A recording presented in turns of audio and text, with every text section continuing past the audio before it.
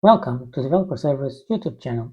On today's episode, we're going to be working on a project that demonstrates how you can use the Mistral API in JSON mode to convert CSV data into a structured JSON object that is also validated as a Pydantic model. It also includes robust error handling and retry logic to ensure valid output. So what are the main features of this example project?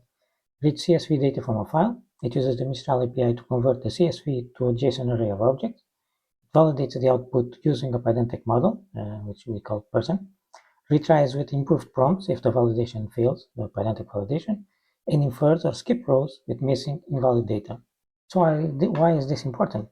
It is important because more and more we're using AI to process data, and most of the times we're using the AI to process the unstructured data, and that needs to be further down the line processed by an API or another system.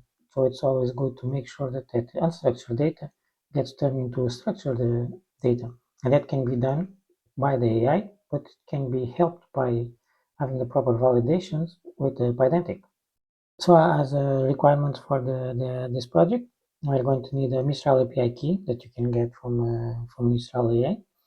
And that's the only requirement, besides, of course, having the Mistral AI and the Pydantic Python packages also installed in your system. So let's now take a look at the code that we're going to use for this sample project. We're going to be importing OS, JSON, and from Pydantic the base model and the validation error. And of course, from Mistral AI, we're going to be importing Mistral. We start by defining our Pydantic model for validation. In this case, we're defining a class person, which is a name, age, and email. Name string, age an integer, and email a string. That of course imports from base model from Pydantic. Then we define a function to call the Mistral API in JSON mode. So we are retrieving the API key from the environmental variables. If that's not present, we raise a runtime error. We're using the Mistral large latest model. We create an instance of the client from the Mistral with the API key. We define a set of messages. It's going to be using a system message and also, of course, the user message. We create a chat response, and that is the output of the client chat complete.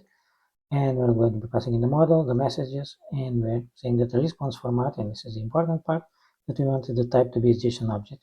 And of course, we are returning from this function the response from the AI that is part of the output. Here we are reading the CSV input from a file. In this case, we have an example incomplete.csv, which is a CSV that contains some missing records, so that we can see the AI and Pydantic validations in action. We are using the open, encoding UTF-8 in read-only mode, and we're storing the contents of the CSV file in this CSV input that we're just reading from the file and stripping all the white space characters. And to show you the example, this is the example of the CSV. We have Alice with 30 and an email, Bob with a missing age, Charlie with a missing email, and also Diana with a complete example. We then define our initial prompt. So we're defining that model JSON schema of the person of the Pydantic model that we just defined before. So they're constructing the prompt. We say given the file CSV data, we wanted to return a JSON array of objects with the fields matching the schema of the Pydantic model. The CSV we pass as the input, and we also structure the example output based on the Pydantic model also, with the name, age, and email. And then we're just logging the execution of that to the console, and we're calling the function that we defined previously with the calling Mistral with JSON mode, and we're passing in the prompt. And in this case, we're just passing in the user prompt, the system prompt, we'll be keeping it as empty. With the response of the AI, we're executing our validation in retry loop. So from the response, we're trying to load that into a JSON object.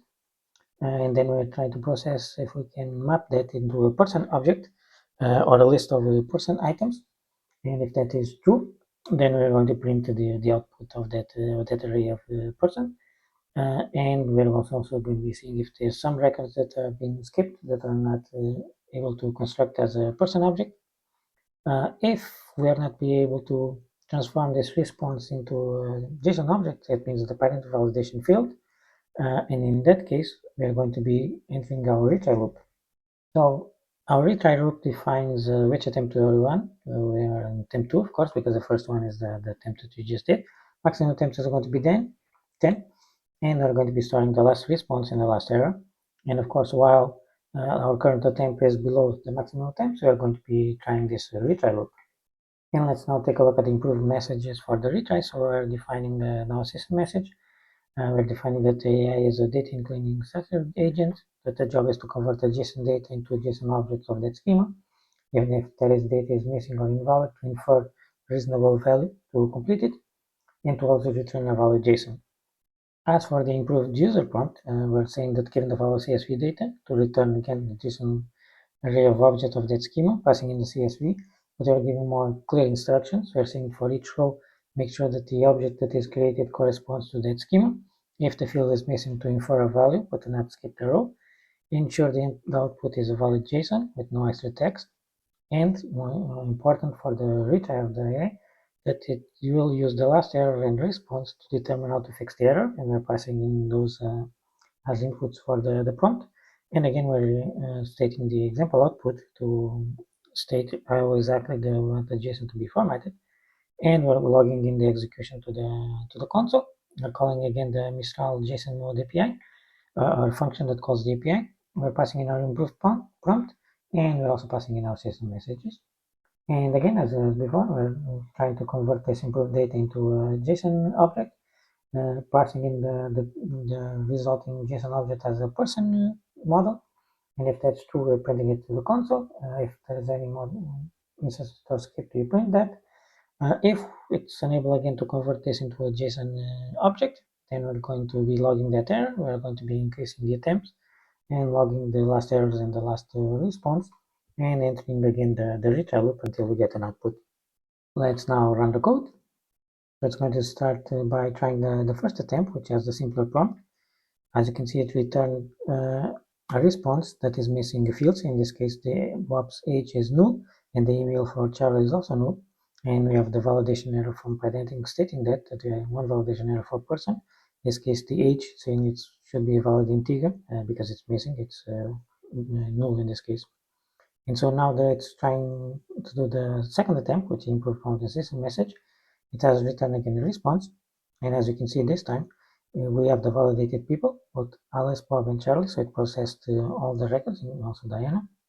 And as you can see, for Bob, it inferred a proper value, in this case 0, because it does not have an actual value. For the email, it has filled in empty, unlike the null value that was filled in before. And so that allows to process all the records, and we have the validated records. Depending on the prompt and depending on the complexity of the input, it can take anywhere between 2 to 5 retries. At least in my testing, that was the case. But this is how you can use Pydantic to help validate the outputs of the AI and make sure that they're in a proper structured JSON format, especially if you need to use the output to be processed by an API or for further processing downstream in a pipeline. As a final note, just to mention that Mistral in this case, besides the JSON mode that we're using, and we're seeing the Mistral AI documentation, besides the JSON mode that we just saw, that we can use the chat complete and passing in a response format with the type JSON object, Mistral AI actually allows for custom structure outputs, where we can define a Pydantic data model just like we pass, just like we define, and we can use the chat parse to parse the message or the prompt into that particular format by passing as a response format that Pydantic model.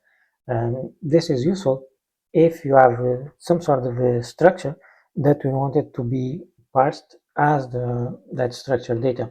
But in my example, I kept a bit more generic because you can use this JSON mode with several other different APIs from OpenAI to Claude. So it's a more generic approach to using Pydantic for validation. But just as a note that Mistral AI in concrete has a parse that can receive an actually Pydantic model. Like this video if you like this content, subscribe for more content about Python, Django, and AI. And until next time, happy coding!